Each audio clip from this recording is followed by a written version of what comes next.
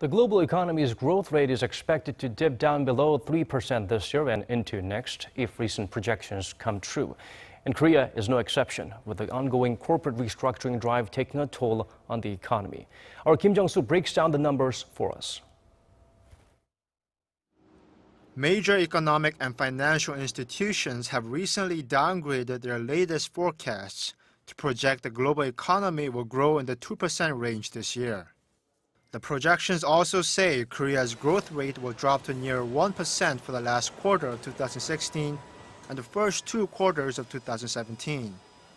In a report out last week, the OECD said that global growth is expected to slow at a much more rapid rate than anticipated, as the world has entered a low growth trap.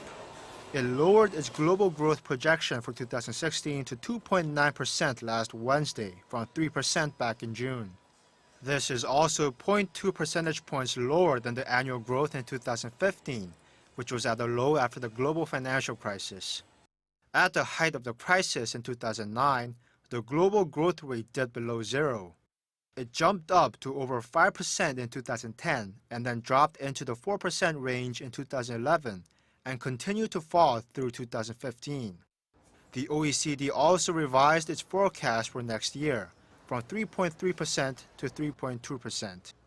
The International Monetary Fund has also made similar projections, with Managing Director Christine Lagarde saying earlier this month that, quote, forceful policy actions must be devised, or the world could suffer from disappointing growth for a long time. For Korea, major investment banks such as HSBC have projected that the country's growth rate in the fourth quarter of this year will remain unchanged at 1.6% from the same period last year. HSBC predicts the growth rate for the first and second quarters of next year will hover at 1.8%. JP Morgan has cited numerous reasons for its own negative projections for Korea, saying that the government's corporate restructuring drive and tighter regulations on mortgage loans could stifle the country's growth in 2017. Kim Jung-soo, Arirang News.